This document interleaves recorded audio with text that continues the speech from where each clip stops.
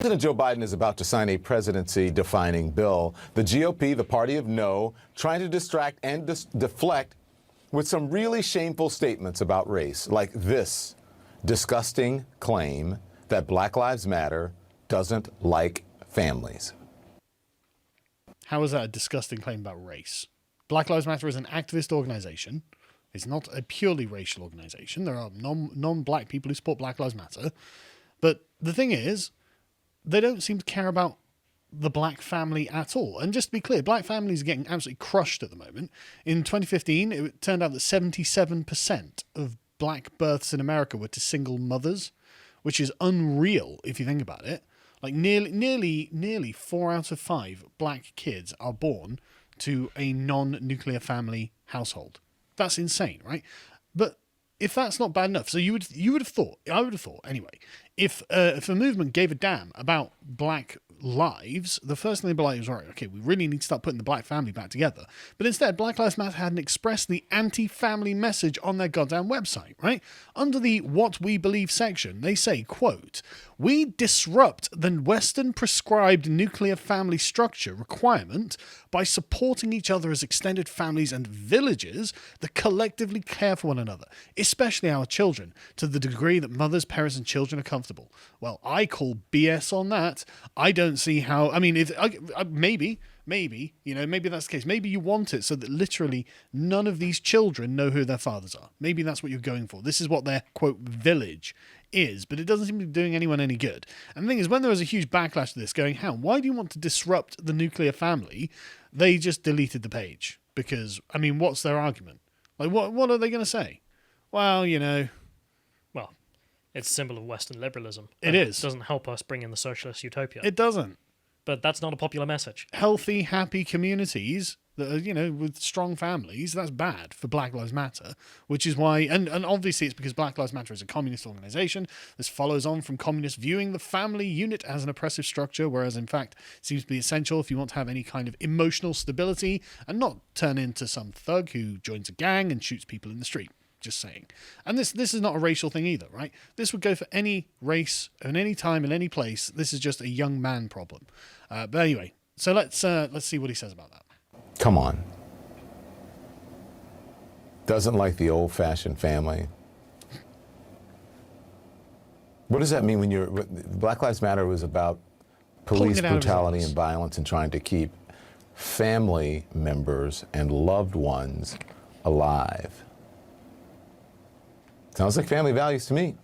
Sounds like family values to me too, Don. That's right. Breaking apart. Sorry, the exact words, disrupt the Western nuclear family. Sounds like family values to me. You're a liar. You're a liar and you know you're a liar. God damn, I hate this man. Right. So the next one, let's see what happened to the black family. I've had my ancestry done twice. It is so hard to even find records that go back even 2 generations sometimes because what? The intentional separation of black families. And no records. You know why? They were considered property. He can barely stop himself from laughing, right? He knows what he's saying is a lie. Going back 2 generations? 2 generations to what? The 70s? What the hell? This is such nonsense, right? I mean, maybe if we're going back to the 17th century when black people were brought across from Africa as slaves, you could be like, yeah, sure, that is where that happened. But that didn't happen under slavery or Jim Crow, right? In fact, as one study, this was a study done in 1989 by a guy called Errol Ricketts, a researcher with the Rockefeller Foundation, and he found that between 1890 and 1950, blacks had a higher marriage rate than whites, and according to the US Census, and from 1960 to 1985, female-headed families grew from 20% to 43% of all black families.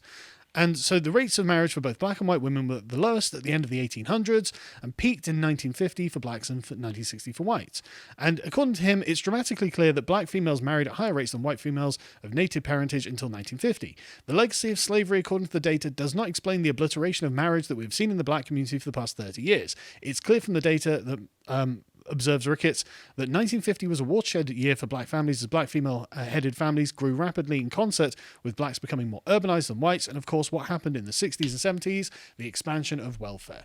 And Thomas Sowell puts it all down to this chap's study puts it all down to this. It was nothing to do with slavery. This was nonsense. That slavery had been over for 100 years by this point. This was not the consequence of slavery.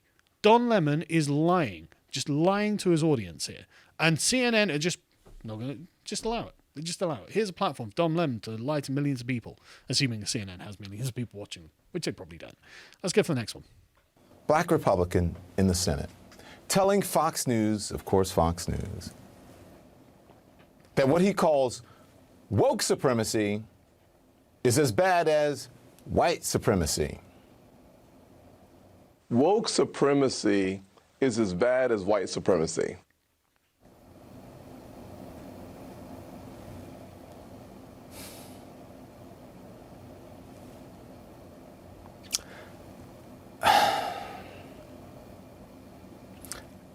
Do you want to explain who these woke supremacists are?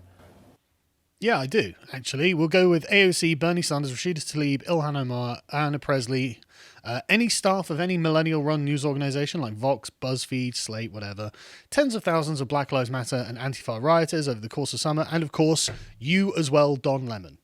Name names. Let's go for the next one.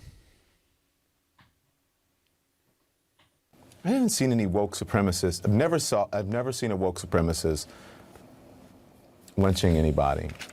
Well, we have. We've seen this plenty of times. I mean, this is just one example where a crowd of Black Lives Matter and Antifa rioters in 2020 beat a white man unconscious Sunday after dragging him from his truck. Video footage of the incident shows. The crowd surrounded his truck at around 10:30 p.m. where he crashed into a light pole. Then they pulled him out and punched him and forced him to sit in the street as he tried to answer a call from his wife. Then one of them kicked him in the back of the head until he was unconscious on the floor. We have seen this. And then this is just like the one, just one example that I just pulled out of a random search, right? I mean, we can always go for the guy in Portland who just shot a Trump supporter in cold blood. I mean, or you could take the disabled guy. I mean, if we're looking especially for woke here, the point is that woke supremacy is white supremacy. It's the same goddamn philosophy. Yeah. So when you see the disabled guy who was picked up by 4 black people who then beat the crap out of him, called him a Trump supporter, a white slurs, person, and they knife, and they were streaming it to Facebook. And they were doing it on the basis that they were in this perspective of we're black, he's white, we're going to deal with him because he's historically an oppressor. Yeah. And yeah, it's just some innocent disabled white kid. Yes, this happens an awful lot, right? And then of course this just ignores the fact that there have been 20 different deaths plus from the George Floyd protests. But it doesn't matter. When have woke supremacists ever lynched anyone? Well, I mean, we've got like 20 examples. Let's go for the next clip. Never saw a woke supremacist denying anybody access to housing or job or education or voting rights. Well, we have. For example, how Asians were systemically denied higher education, which is what the Justice Department's investigation found about Yale University with regards to Asian American and white applicants. So it's not like there haven't been examples of this. They did a 2-year investigation that concluded that Yale rejects scores of Asian Americans and white applicants each year based on their race, whom otherwise it would admit. Right, and Yale's race discrimination imposes undue and unlawful penalties on racially disfavored applicants, including Asian American and white applicants. So this... bad enough, right? I mean, so they were sued, and Harvard got away with it, even though they shouldn't have done, according to Forbes. So we're not talking about some radical far-right, like white supremacist MRA site or something like this. We're talking about Forbes, right? And they say there is no question that Asian American students face a disadvantage in gaining admission to Harvard. The question is why and whether Harvard is responsible for it. The federal judge, Alison Burroughs, wrote, "The court therefore concludes that the data demonstrates a statistically significant and negative relationship between Asian American identity and the personal rating assigned by Harvard admission officers. However, the judge held that the plaintiffs could not prove that the lower personal ratings are the result of animus or ill-motivated racial hostility towards Asian Americans by the admission officials, so they got away with it." It's like, sorry, what's a reasonable inference here? I mean, even if you're not convinced by that and you need something more concrete, I mean, just look at, CBC, then the BBC. state-funded media. Yeah, but in I Canada was and the thinking UK. American. I know, but like it's like how more of a obvious example does Don Lemon need? Where they were literally making applicants for jobs say whites need not apply for this job. Yeah, I mean the BBC is currently hiring on a racial basis with non-whites need not apply. Whites need not apply. We have an article on lotuseaters.com which is just the state funded this sort of thing in the UK. I mean the civil service being my personal animus, that they have a diversity internship in which they give privileges to non-white people. Yeah. There was also, they're not denying the voting rights. Well, I mean, like literally in Detroit, they were denying the vote counters to come in and look at the votes.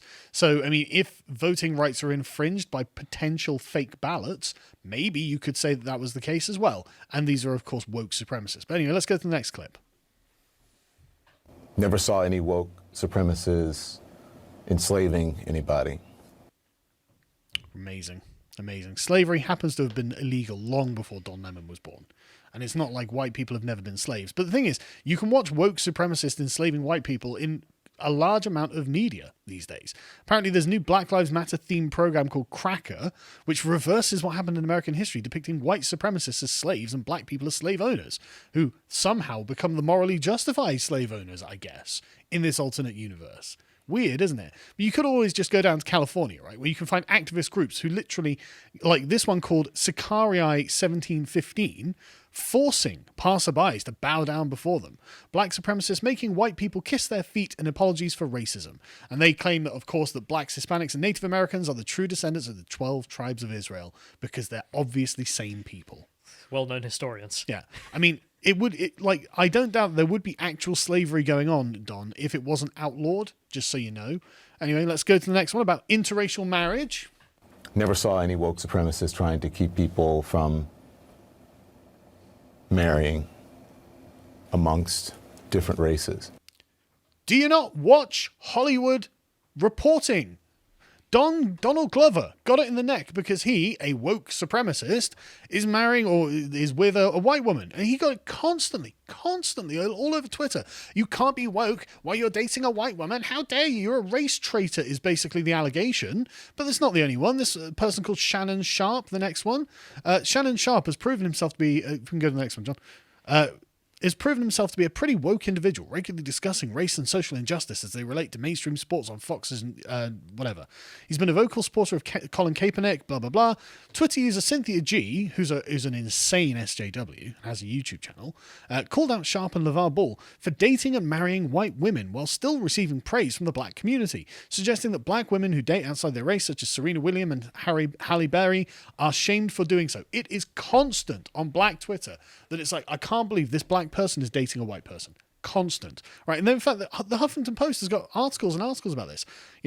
It's a huge plot point in Dear White People, where a black student activist, Sam, faces scrutiny, shock, and disappointment from her friends when it comes out that her boyfriend is a white guy named Gabe. But does dating a white person really make someone less black, less down, less woke? I mean, what a conversation. Why, Don, would you pretend that this isn't all public, that people haven't seen this, that this doesn't exist? We know that the woke activists are furious about interracial dating. We know this, right? I mean, luckily with the Huffington Post, they go, oh, no, you can date a white person and still be woke. Oh, thank goodness. How forward thinking. Jesus Christ. And then we go to the next clip if we can. I didn't see any woke supremacists storming the blanking Capitol. We did. His name was John Sullivan. John Sullivan was arrested and charges filed against him. He was incidentally released with nothing, but he was a well-known, and his social media demonstrates a long history of him supporting Black Lives Matter. So for some reason, he was also leading the way. Right, so Sullivan was the first leftist activist charged by the Justice Department. Before entering the building, he filmed the crowd pushing through the police barriers, yelling things like, let's go, this shit is ours, F yeah, but let's burn this S down. He filmed the crowd attempt to scale the walls, going, you guys are savage, let's go. And he was also saying, we got to get this S burned, this is our house mother effer. When Sullivan encountered officers, he said, you're putting yourselves in harm's way, you've got to go, the people have spoken. It's like, okay, well, here we go. He was the founder of a movement called Insurgence USA, which is a Black Lives Matter organization that describes itself as the revolution.